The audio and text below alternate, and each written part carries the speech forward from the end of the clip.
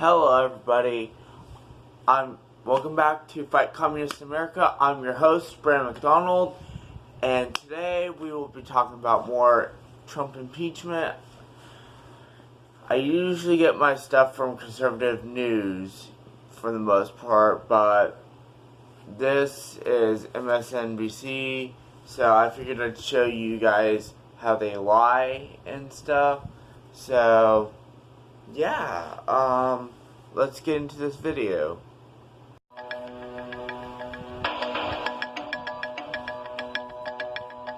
But after another big week of testimony in the House's impeachment inquiry, the evidence may be tilting in the Democrats' favor, but the calendar is arguably not. It's already November. 2020 is fast approaching. We've had a parade of private depositions, but we are seemingly still weeks away from public hearings. Speaker Pelosi told Bloomberg News today that she assumes public hearings will begin this month. But we're likely at least a month away from a key court ruling, which could determine if other high-profile witnesses, say like John Bolton, will be compelled to testify or not. And after the public hearings are done, a Senate trial could take weeks, meaning Democrats are going to have to start thinking about convincing the public that somehow Congress is in a better position to determine the president's fate than the voters are, and they are going to have to make that case in an election year. The testimony from a combination of career officials and loyal Trump defenders alike has produced a mountain of evidence, universally damaging to the president.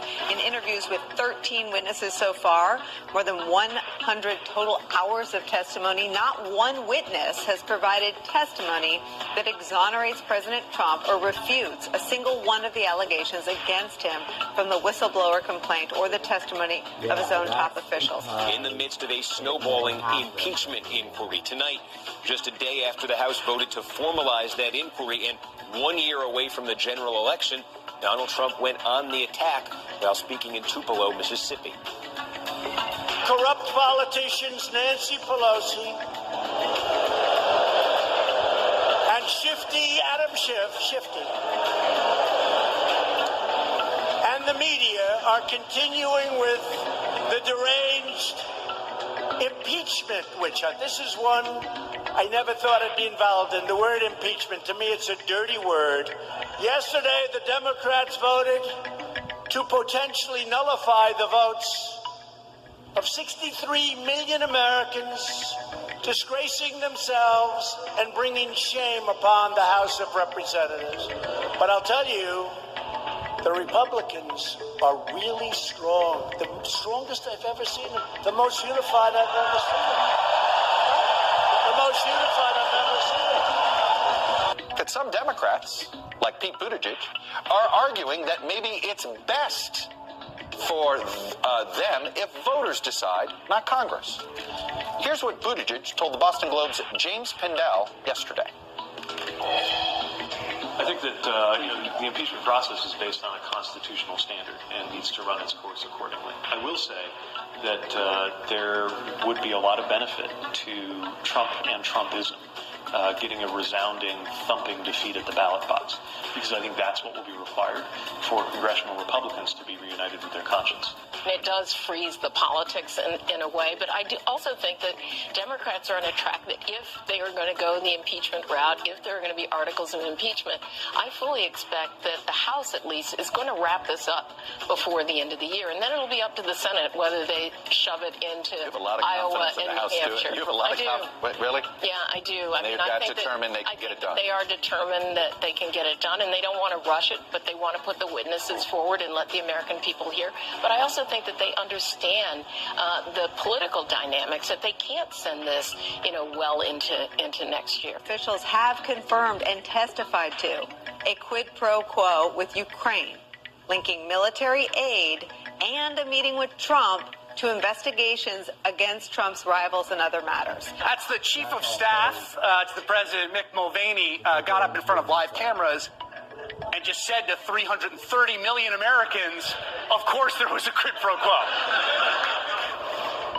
The he also mention to me in the past that the corruption related to the DNC server?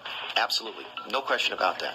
But that's it. And that's why we held up the money. The look back to what happened in 2016 certainly was part of the thing that he was worried about in corruption with that nation. And that is absolutely appropriate. Just to be clear, quote, what you describe as a quid pro quo. Mick Mulvaney, we do it all the time with foreign policy. That's why we held up the money. Was he wrong when he admitted that? He said we held up the money because, and it's on the transcript, we can all read it for yourselves, we wanted Europe to do more, our allies, why weren't they doing more to help Ukraine?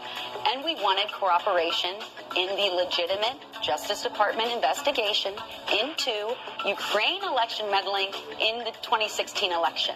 We know a Ukrainian court has ruled that they did in fact meddle in the 2016 against President Trump. I think Democrats have been pretty smart about this, and speaking to former prosecutors, they say that Democrats have been wise not to focus exclusively on that smoking gun call. They've built an entire case around the call showing that this was a vast, wide-ranging conspiracy that really led before, during, and after, and that Democrats, with all of the witnesses they've managed to bring to Capitol Hill from the administration, from the Pentagon, State Department, White House, they've managed to show that this was a concerted effort being led by the president's attorney, Rudy Giuliani, to essentially extort the Ukrainians. And by not simply focusing on that one phone call, they have a whole mountain of evidence now that they can build a case around. The Ukraine government, for some reason, appears to have believed at that time that dropping the cases against Manafort would not only avoid irritating top U.S. officials, it would also facilitate the delivery of those missiles from the U.S. government.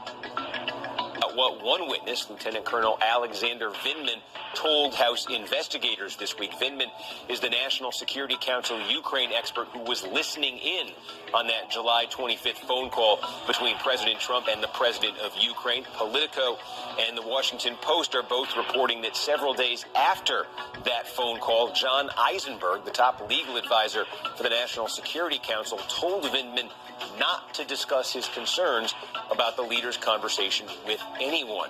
Ultimately, this will be judged in the history books, right, for decades and decades to come, and they're going to have to answer as to whether or not they're going to ultimately choose country over party. So we'll have to see.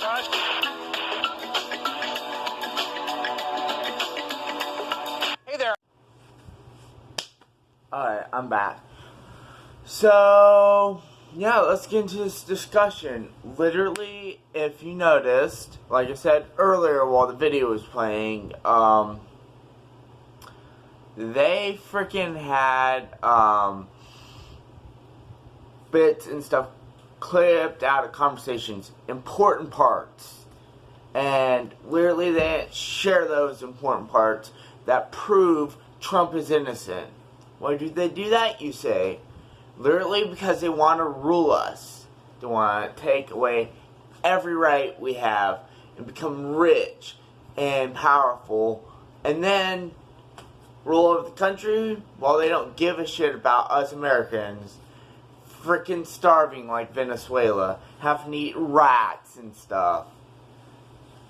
Does that remind you something? That's why I'll do a video on this in a little bit.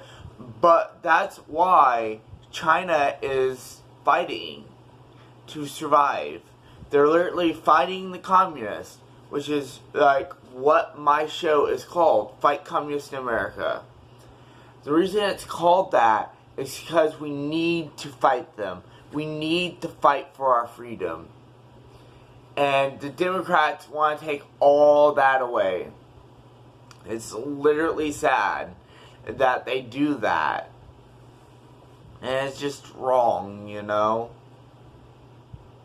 And I don't like that about people wanting to promote socialism. And most of the people that are citizens believing that stuff is they've been raised wrong. They've been brainwashed in their lifetime. And it's literally stupid. Now, people like Antifa, I could see them knowing it.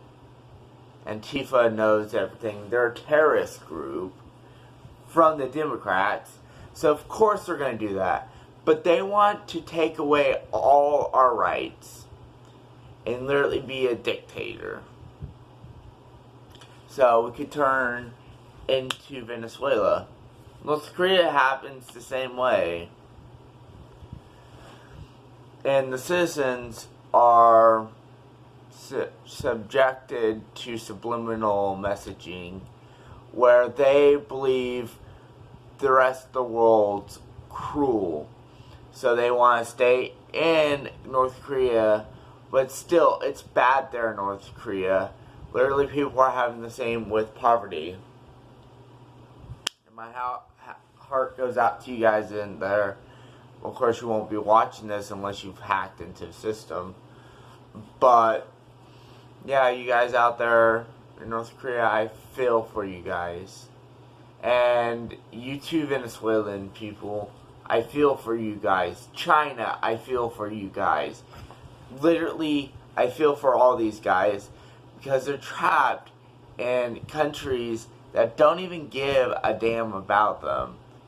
And that's what needs to stop. It literally needs to stop. Everything needs to stop. So, yeah. I think I'm done here.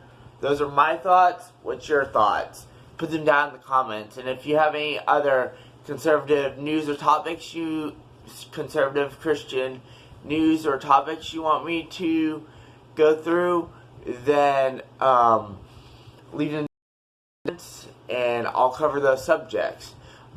Please like, share, subscribe. Share definitely this channel to anybody who's a patriot or a Christian to literally grow this channel strong so we can fight the communists. And that's what we need to do. So, please like, share, subscribe, and try to grow this channel out with more people by sharing this. And hit that bell beside the subscribe button. Click all, and you'll be notified every time I upload a new video. Thank you. See you out there, Patriots. This